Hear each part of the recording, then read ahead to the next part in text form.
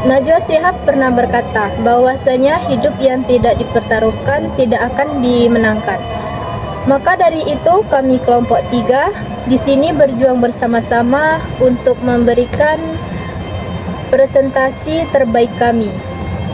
Sebelumnya perkenalkan, saya Faradila Aprilia dengan NIM 259404818 dan teman di sebelah saya Adinda Ayu Pramesela dengan NIM 259404445 dan saya Nadia Rahma Aila Ahira dengan NIM 259404416. Oke, yang ini. Oh, udah mulai.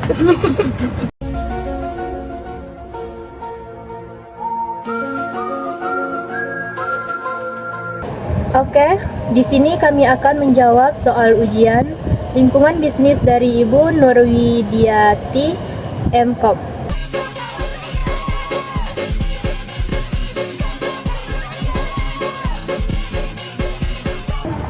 Oke, soal nomor pertama. Bagaimana kebijakan politik dapat memengaruhi keputusan investasi dalam dan luar negeri? Dampak terhadap investasi dalam negeri. Peningkatan biaya produksi jangka pendek.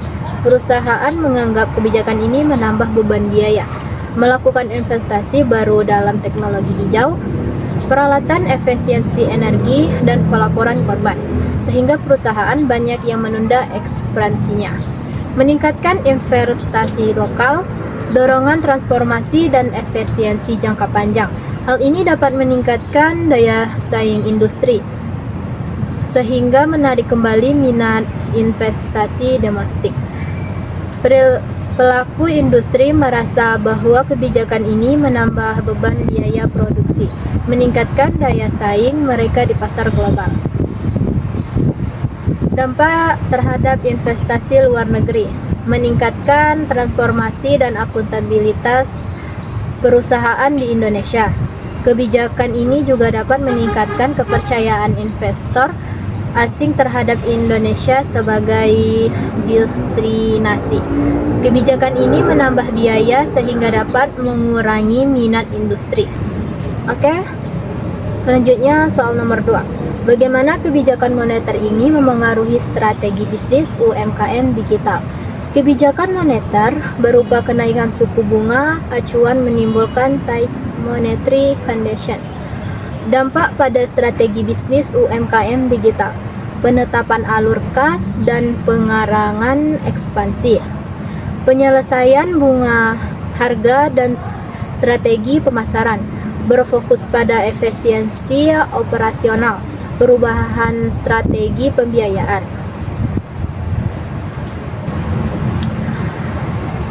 UMKM digital yang mengandalkan modal pinjaman akan menghadapi kenaikan biaya kredit sehingga kapasitas ekspansi dan inovasi berkurang.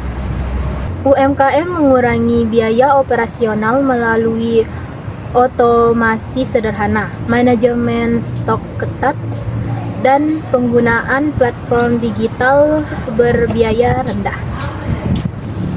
Selanjutnya nomor 3 yaitu apakah sistem GIG ekonomi menciptakan ketimpangan sosial baru di Indonesia? Ya, sistem GIG ekonomi berpotensi menciptakan ketimpangan sosial baru karena hubungan kerja dalam GIG bersifat fleksibel tetapi minim perlindungan sosial. Yang pertama, ketimpangan pendapatan muncul karena pekerja GIG seperti di driver dan kurir tidak memiliki standar upah minimum dan pendapatan mereka sangat tergantung permintaan pasar. Yang kedua, ketidakpastian jaminan sosial seperti BPJS, asuransi kecelakaan, dan tunjangan tidak dijamin oleh platform sehingga menurunkan kualitas kesejahteraan. Selain itu, ada ketimpangan kekuasaan antara platform dan pekerja karena algoritma menentukan pendapatan, pesanan, dan bahkan sanksi tanpa transportasi. Pekerja berada pada posisi tawar yang lemah.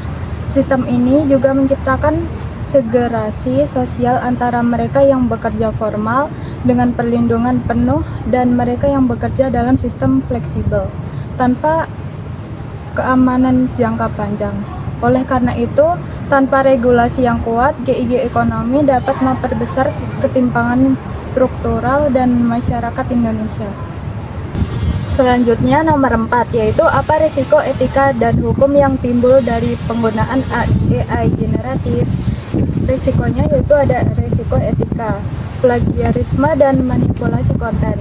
AI generatif dapat menghasilkan tulisan, gambar, atau video yang mirip dengan karya asli orang lain tanpa izin.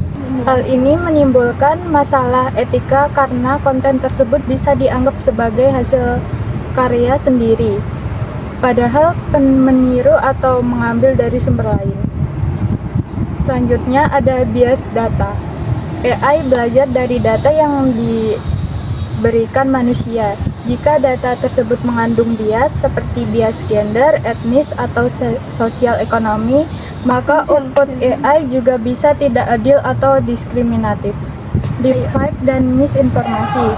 Jika tidak dikontrol, deepfake dapat menyebabkan kerusuhan sosial atau hilangnya kepercayaan publik terhadap informasi digital.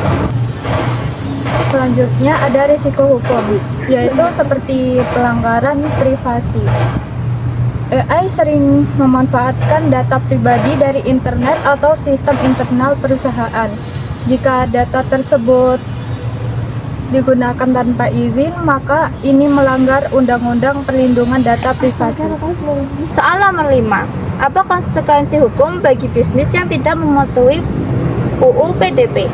Konsekuensi hukum bagi bisnis yang tidak mematuhi UU nomor 27 tahun 2022 di Indonesia tentang perlindungan data pribadi bersifat berjenjang dan sangat serius.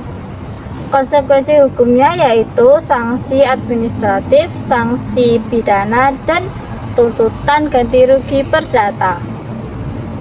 Intinya, kepatuhan terhadap UU PDP adalah wajib secara hukum dan merupakan investasi strategis untuk menjaga kepercayaan konsumen dan keberlangsungan bisnis. Soal nomor 6. Bagaimana dampak ekologis industri nikel terhadap lingkungan dan masyarakat lokal? Dampak ekologis industri nikel terhadap lingkungan dan masyarakat lokal di Indonesia yang meliputi penambangan dan peleburan sangat signifikan dan cenderung negatif, terutama terkait dengan kerusakan ekosistem dan masalah sosial. Dampak ekologis terhadap lingkungan yaitu 1. Deforestasi dan kerusakan habitat. 2. Erosi dan sedimentasi. 3. Pencemaran air dan tanah. 4. Pencemaran udara dan emisi karbon. Sedangkan dampak sosialnya yaitu konflik lahan dan ganti rugi. Kedua, kehilangan mata pencaharian. Ketiga, kesenjangan ekonomi dan perubahan sosial. Ketiga, sekian dari kelompok kami. Jika ada salah kata, mohon dimaafkan karena tidak ada yang sempurna di dunia ini dan tidak ada yang luput dari kesalahan. Sekian Dan terima dan kasih. terima kasih. Wassalamualaikum warahmatullahi wabarakatuh. See you.